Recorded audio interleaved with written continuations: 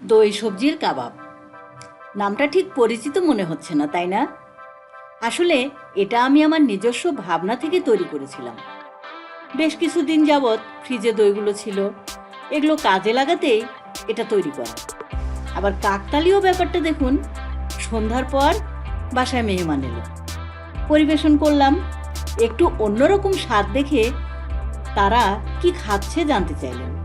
বুঝতেই পারছেন কতটা টেস্টি হয়েছিল। আসুন আর কথা না বাড়িয়ে আপনাদের রান্নাটা দেখিয়ে দেই। এই ভিডিও অনুসরণ করে বানিয়ে নিজেরাই খেয়ে দেখুন আমি বাড়িয়ে বলছি কিনা। আসসালামু আলাইকুম। এইচপি ইনোভেটিভ কিচেনের পক্ষ থেকে সবাইকে রজনীগন্ধার সুবাসিত শুভেচ্ছা। দইটা কাজে লাগিয়ে রান্নাটা করতে আমি এখানে সবগুলো উপকরণ সাজিয়ে নিয়েছি। ভিন্ন স্বাদের দই সবজির অসাধারণ কাবাবটি তৈরি করতে আমি যে সমস্ত উপকরণ নিয়ে নিচ্ছি। দই নিয়েছি হাফ কাপ পরিমাণ। এটা কিন্তু মিষ্টি দই, কোনো রকম পানি ঝরিয়ে নেইনি, ফ্রিজ থেকে বের করে শুধু ফেটিয়ে নিয়েছি। আলু 4টা মাঝারি সাইজের সেদ্ধ করে খোসা ছাড়িয়ে নিয়েছি। ডিম নিচ্ছি 2টা। আরো যা যা লাগছে, পেঁয়াজ কুচি নিয়েছি হাফ কাপ, ক্যাপসিকাম, মটরশুঁটি, গাজরও কুচি করে নিয়েছি হাফ কাপ পরিমাণ। ধনেপাতা, কাঁচামরিচ কুচি নিচ্ছি 1 টেবিল চামচ করে। রসুন, পেঁয়াজ, জিরা, আদা বাটা নিচ্ছি 1 চা চামচ করে।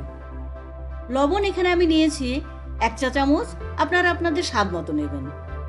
মরিচ, ধনে গুঁড়ো 1 চা চামচ করে। যেহেতু কাঁচামরিচ আছে এজন্য গুঁড়া মরিচটা একটু কম নিলেও হবে। এখন যেহেতু বাজারের সবজিগুলো অ্যাভেলেবল নয়, এই জন্য আমি কিন্তু ফ্রোজেন সবজি ব্যবহার করেছি। আপনারা যদি টাটকা সবজি ব্যবহার করতে পারেন তাহলে তো কাবাবের স্বাদ দ্বিগুণ বেড়ে যাবে। এবার সেদ্ধ করে খোসা ছাড়ানো আলুগুলোকে ভালোভাবে চটকে নিচ্ছি। এটা কিন্তু খুব ভালোভাবে ম্যাশ করতে হবে, নইলে যদি দানা দানা থাকে তবে কাবাবের মধ্যেও দানা দানা হয়ে থাকবে এবং কাবাবটা তেলে দিলে ভেঙেও যেতে পারে।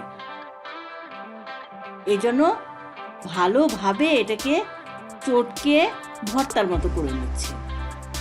এরপর এই চটকানো আলুগুলোকে সেই ফেটিয়ে রাখা দইয়ের মধ্যে দিয়ে দিচ্ছি।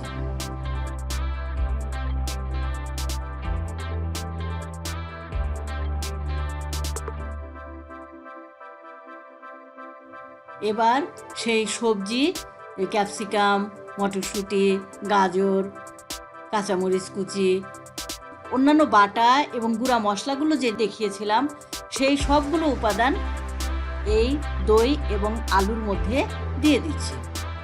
বাটিটা একটু ছোট হয়ে গেছে, কোনো সমস্যা নাই, মেখে নিলেই এটা কমে যাবে। আমি একটু সাবধানতার সাথে ভালোভাবে নেড়ে চেড়ে মেখে নিচ্ছি। দেখুন অনেকটাই কমে গেছে। এবার হাত দিয়ে সবগুলো উপাদান ভালো করে মিশিয়ে দিচ্ছি। যেহেতু আমি দইয়ের পানি ঝরিয়ে নেইনি, এই জন্য এই মিশ্রণটা একটু রসালো লাগছে।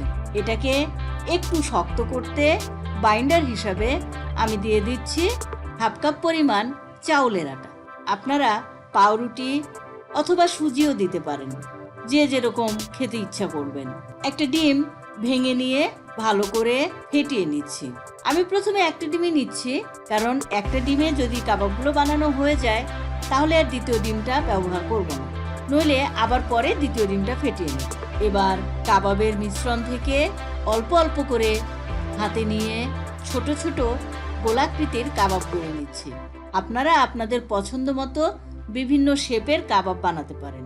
এবার একটা কড়াই চুলাতে বসাচ্ছি। এখানে আমি সয়াবিন তেল দিলাম। যেহেতু কাবাবটা ডুবো তেলে ভাজতে হবে এই জন্য তেলটা একটু বেশি পরিমাণে দিয়েছি। সয়াবিন তেল নিয়ে নিয়েছি 1 কাপ পরিমাণ। উপরে হাত দিয়ে আঁচটা একটু পরীক্ষা করে দেখছি তেলটা গরম হয়েছে কিনা। তেলটা ভালোভাবে গরম হলেই কাবাবগুলো তেলের মধ্যে ছাড়তে হবে। আপনারা সরিষার তেল বা অন্য যে কোনো তেলও ব্যবহার করতে পারেন। বানিয়ে রাখা কাবাবগুলো ফেটানো ডিমের মধ্যে ডুবিয়ে গরম তেলে ছাড়ছি।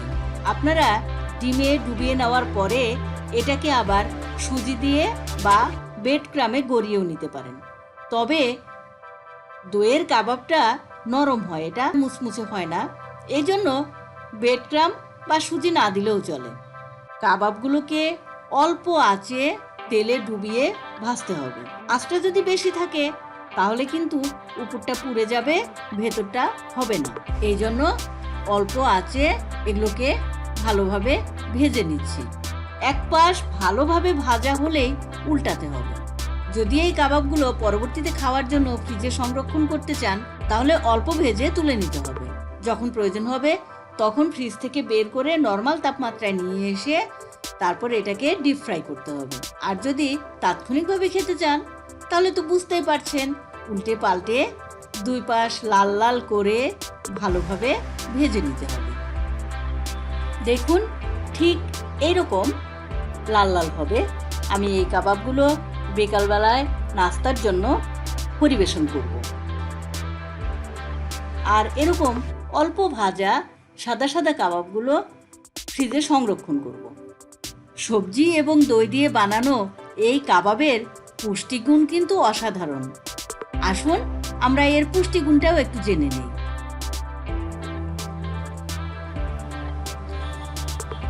দই সবজির কাবাবের পুষ্টি তথ্য প্রতি 100 গ্রামে।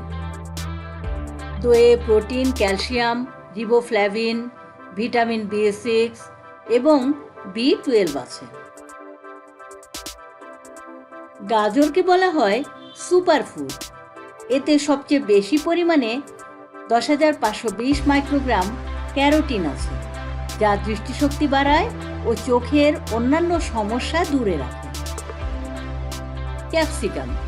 ক্যাপসিকামে আছে vitamin E, K, B6, thiamine, folic acid, calcium, iron, potassium, phosphorus, zinc ও কপারের মতো উপকারী সব উপাদান।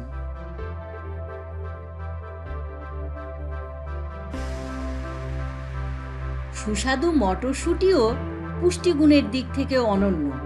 এর প্রচুর পরিমাণে প্রোটিন, আঁশ এবং নানা পুষ্টি উপাদান শরীর সুস্থ রাখতে সাহায্য করে। সবজির প্রচুর অ্যান্টিঅক্সিডেন্ট উপাদান ত্বকের বার্ধক্য রোধে ভূমিকা রাখে, ত্বকের সজীবতা ধরে রাখে, হৃদরোগ প্রতিরোধে সহায়ক। আঁশ বা ফাইবার কোষ্ঠকাঠিন্য দূর করে, পাকস্থলী ও প্লীহার শক্তি বাড়ায়, রক্তে কোলেস্টেরলের মাত্রা কমায়, খাদ্যনালীর ক্যান্সার সহ বিভিন্ন ক্যান্সার প্রতিরোধে কার্যকর ভূমিকা পালন করে।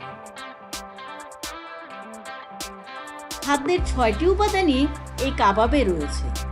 ভাজার কারণে খাবারটা মুখরোচক হলেও অনেক পুষ্টিগুণ কিন্তু নষ্ট হয়ে যায়। দইয়ের প্রোটিন, স্নেহ পদার্থ ছাড়াও উপকারী ব্যাকটেরিয়া বা প্রোবায়োটিক্স বিষাক্ত রাসায়নিকের ক্ষতিকর প্রভাব থেকে শরীর সুরক্ষিত রাখে।